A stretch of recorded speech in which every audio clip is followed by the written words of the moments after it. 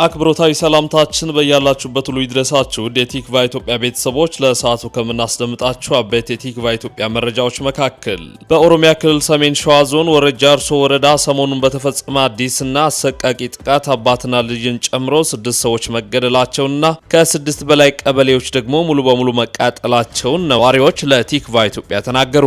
የጎጎት ፓርቲ በምርጫ ሂደቱ በገዢው ፓርቲ አመራሮች አማካኝነት ስልታዊ የሆኑ ጫናዎችና የህግ ጥሰቶች የተፈጸሙ ነው ሲል አስታወቀም። ልጄ በአሁኑ ወቅት የት እንዳለች ማወቅ አልተቻለም። 5 ቀን አልፏታል። በጠራራ ፀሐይ ነበር ከቤተ ክርስቲያን እየወጣች ባለችበት በባጃጅ ታፍና የተወሰደችው ሲሉ ወላጅ አባት ለቲክቫ ኢትዮጵያ በምሬት ተናገሩ። ከ2 ቢሊዮን ብር በላይ መዋለ ነዋይ በሞጆ ከተማ የተገነባው ግራይንደር ሴራሚክ ማምረቻ በጠቅላይ ሚኒስትር ዶክተር አብይ አህመድ ተመረቀም። በኦሮሚያና ሲዳማ ክልሎች አዋሳኝ አካባቢዎች ተከስቶ የነበረው ግጭት መከላከያ ሰራዊት ከገባ ወዲህ መረጋጋት ማሳየቱን ነዋሪዎች ለቲክቫ ኢትዮጵያ ገለጹ። አሜሪካ በማይናማር በሚንቀሳቀሰውና ታይቻንግ በተሰኘው የሳይበር ማዕከል ላይ መረጃዎችን ለሚሰጥ አካል እስከ $10 ሚሊዮን የሚደርስ ሽልማት እንደምትሰጥ አስታወቀች። ውድ ቤተሰቦቻችን እነዚህን ጉዳዮች በዝርዝር እናስደምጣቸዋለን። የቲክቫ ኢትዮጵያን ይፋዊ የዩቲዩብ ቻናል ሰብስክራይብ በማድረግ ቤተሰብነቱን ያጠናክሩ። ወደ ዝርዝር መረጃዎቹ እናልፋለን። በኦሮሚያ ክልል ሰሜን ሸዋ ዞን ወረጃ አርሶ ወረዳ ሰሞኑን በተፈጸመ አዲስና አሰቃቂ ጥቃት አባትና ልጅን ጨምሮ 6 ሰዎች መገደላቸውንና ከ6 በላይ ቀበሌዎች ደግሞ ሙሉ በሙሉ መቃጠላቸውን ነዋሪዎች ለቲክቫ ኢትዮጵያ ተናገሩ።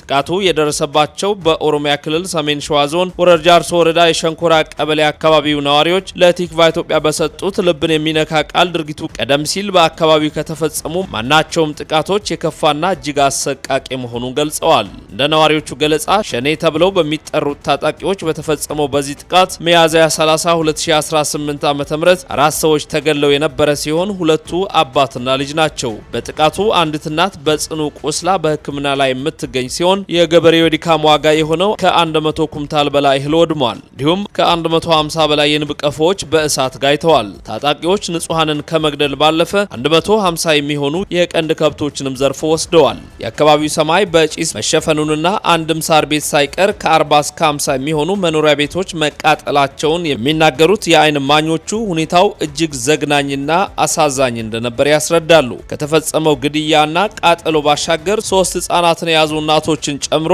ቁጥራቸው በውል ያልታወቁ ንጹሃን ተገደው ታፍነው የተወሰዱ ሲሆን እያንዳንዳቸው 1 ሚሊዮን ብር በመክፈል የተለቀቁ መኖራቸውን አረጋግጠዋል። ይህ በንጹሃን ላይ የሚፈጸም መከራ አዲስ እንዳልሆነና የተጀመረው ከ5 ዓመታት በፊት 17 ሰዎችን በመግደል እንደነበር የሚያስታውሱት ነዋሪዎቹ ታጣቂዎቹ በየጊዜው እየመጡ በሚፈጽሙት ግድያና ዘረፋ እስካሁን ከ15 ቀበሌዎች በላይ ሙሉ በሙሉ ህዝብ አልባ ማድረጋቸውን በምሬት ተናግረዋል። የወረዳውም ሆነ የዞኑ ባለስልጣናት ጉዳዩን ቢያውቁትም ህብረተሰቡ ተደራጅቶ ራሱን እንዲከላከል ከመጠየቅ ውጪ እስካሁን የሰጡት ዘላቂ መፍትሄ የለም በማለት ቅሬታቸውን አቅርበዋል። በአሁኑ ወቅት ከጥቃቱ የተረፉ የአካባቢው ነዋሪዎች ንብረታቸውን ጥለው ወደ ጎሃ ጽዮን ከተማ በመሰደድ በከባድ ችግር ውስጥ እንደሚገኙና የሚመለከተው አካል አስቸኳይ ትኩረት እንዲሰጣቸውም ተማጽነዋል። ይህን ተከትሎም ቲክቫ ኢትዮጵያም ስለደረሰው ጥቃትና ስለተፈናቃዮቹ የአካባቢውን ባለስልጣናት ምላሽ ለማካተት ተደጋጋሚ ጥረት ቢያደርግም አልተሳካም። ይሁን እንጂ የባለስልጣናቱን ምላሽ ለማግኘት የሚደረገው ጥረት አሁንም ይቀጥላል። የጎጎት ፓርቲ በምርጫ ሂደቱ ላይ በገዢው ፓርቲ አመራሮች አማካኝነት ስልታዊ የሆነ የምርጫ ህግ ጥሰቶች የተፈጸመ ነው ሲል አስታወቀም። ገዢው ፓርቲ ነጻ ገለልተኛና ታማኒ ምርጫ ለማካሄድ እንዲሁም ለተፎካካሪ ፓርቲ ምቹና አስቻይ የፖለቲካ ምህዳር ይፈጥራል የሚል እምነት ባይኖረንም የህዝባችን ድምጽ ለማሰማትና ሰላማዊ ስልጣን ሽግግር ለማስረጽ በፓርቲያችን ምክር ቤት ውሳኔ ወደ ምርጫው ገብተናል ያለው ፓርቲው በዚህም መሰረት 21 የህዝብ ተወካዮች ምክር ቤት እጩዎችን በአጠቃላይ 81 እጩዎችን በ4 ክልሎች በመወከል በምርጫ እየተሳተፍን ነው ብሏል። ይሁን እንጂ በተለይም በጉራጌ ዞኖች ውስጥ በገዢው ፓርቲ አመራሮች አማካኝነት በርካታና ስልታዊ የሆኑ የምርጫ ህግ ጥሰቶች የተፈጸሙ ስለመሆኑ አመላክተዋል። ከነዚህ ህገወጥ ድርጊቶች መካከል እጩዎችንና ቀስቃሾችን ማስፈራራት፣ የምርጫ ቅስቀሳ ባነሮችን መቅደድ፣ በራሪ ወረቀቶችን መልቀም፣ የእጩዎችን ቤተሰቦች ማንገላታት፣ ከጎጎት ፓርቲ ጋር ግንኙነት ያላቸው ዜጎች ከመኖሪያና መስሪያ ቤታቸው ማባረር፣ ያለ ፈቃድ ፎቶና ቪዲዮ መቅረጽና ማሸማቀቅ፣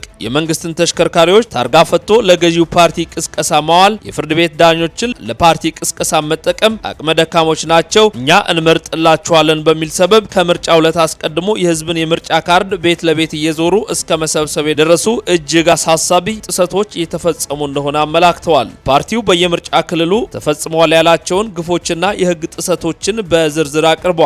ጎጎት ፓርቲ የተፈጸሙ ነው ያለውን ህገወጥ የማሰናከል ስራዎችና ስርዓት አልበኝነት በአስቸኳይ ታርመው እልባት ካልተሰጣቸው ራሱን ከሀገራዊ ምርጫ ለማግለል እንደሚገደድም አስታውቋል። ልጄ በአሁኑ ወቅት የት እንዳለች ማወቅ አልተቻለም። 5 ቀን አልፏታል። በጠራራ ፀሐይ ነበር ከቤተ ክርስቲያን የወጣች ባለችበት በባጃጅ ታፍና የተወሰደችው ሲሉ ወላጅ አባት ለቲክቫ ኢትዮጵያ በምሬት ተናገሩም። በሲዳማ ክልል ምስራቃዊ ሲዳማ ዞን በእንሳ ወረዳ ዳዬ ከተማ ነዋሪ የሆኑት አቶ በላቸው በቀለ የ12 ዓመት ታዳጊ ልጃቸው አዜብ በላቸው ባሳለፍነው እሁድ ግንቦት 9 2018 ዓ.ም ከቀኑ 8 ሰዓት ተኩል ገደማ ታፍና መወሰዷን ለቲክቫ ኢትዮጵያ ተናግረዋል። ወላጅ አባቷ እንደገለጹት ታዳጊዋ ወደ ዳዬ ሻሎም መካነ ኢየሱስ ቤተክርስቲያን እየወጣች ባለችበት በባጃጅ በነበሩና በተዘጋጁ ሰዎች ታፍና መወሰዷን ተናግረዋል። አሁን ላይ ልጄ በምን ሁኔታና የት እንዳለች ማወቅ አልቻልንም፣ በእጅጉ ተጨንቀናል፣ 5 ቀን አልፏታል ሲሉ ስጋታቸውን ለቲክቫ ኢትዮጵያ ተናግረዋል። አባቷ ፖሊስ ጣቢያ በወቅቱ ለጥቆማ ቢሄዱም አጥጋቢ ምላሽ አለማግኘታቸውን በመግለጽ ቅሬታቸውን አሰምተዋል። በወቅቱ ወደ ዳዬ ከተማ ፖሊስ ጣቢያ በመሄድ ጥቆማ ብንሰጥም ለጊዜው ልረዱን አልቻሉም። ምሽት 1 ሰዓት ላይ አግኝተናቸው በነበረበት ወቅትም ነገ ጠዋት ነው የሚል ምላሽ ሰጥተውናል። በሚቀጥሉት ቀን ጠዋት ስንሄድ የፖሊስ አባላት ለክልሉ ፕሬዝዳንት አቀባበል ለማድረግ ወጥተው ስለነበር ማግኘት አልቻልንም። በማግስቱም ፕሬዝዳንቱ ስለመጡ በሚል ለጊዜው ፖሊስ ልናገኝ አልቻልንም ነበር በማለት የፖሊስ መዘግየት ጠላፊዎች በቶሎ እንዳይያዙ እድል የፈጠረ መሆኑን አቶ በላቸው ተናግረዋል።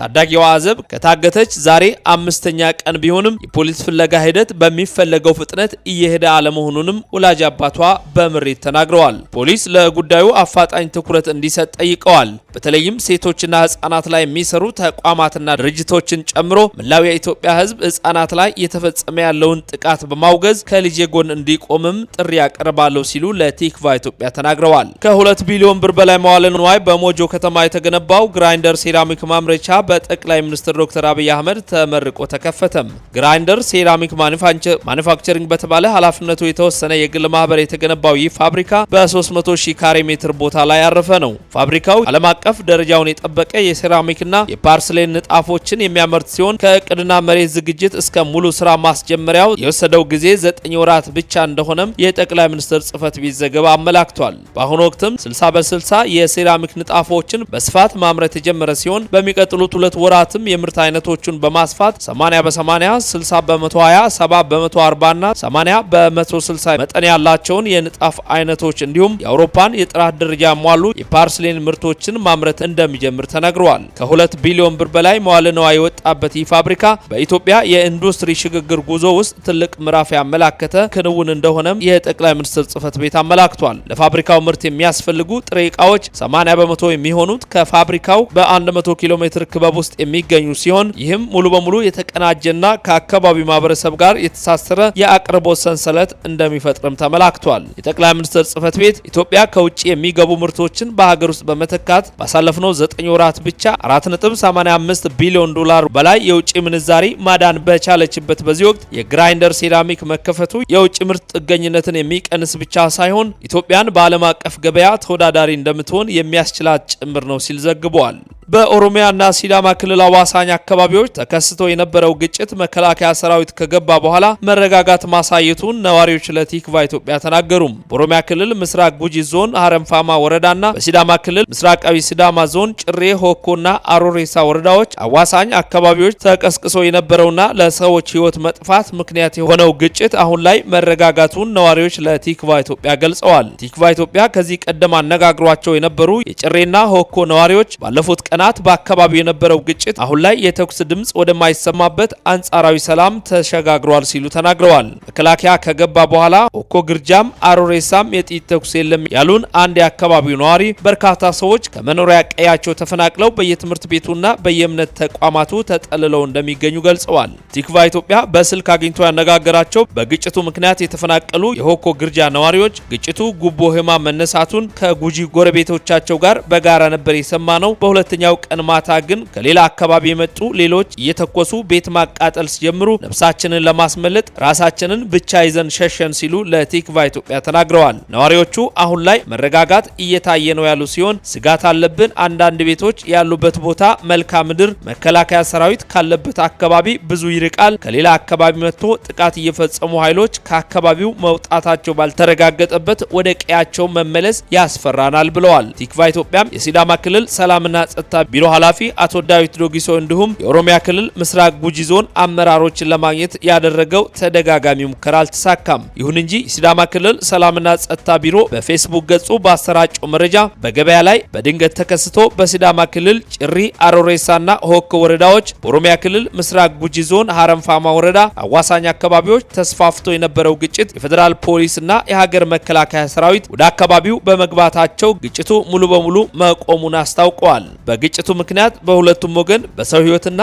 በንብረት ላይ ጉዳት የደረሰ መሆኑንና ከቀያቸው የተፈናቀሉ ዜጎች ወደ ቀያቸው እስኪመለሱ ድረስ የምግብና የቁሳቁስ ድጋፍ እንደሚደረግላቸውም ገልጿል። ዘላቂ ሰላምን ለማስፈንና ዳግም ተመሳሳይ ግጭቶች እንዳይከሰቱ የሀገር ሽማግሌዎችና የሃይማኖት አባቶችን ያሳተፈ የእርቀ ሰላም ስራ በትኩረት እንደሚሰራም የክልሉ ሰላምና ጸጥታ ቢሮ በፌስቡክ ገጹ ላይ ባወጣው መረጃ አስታውቋል።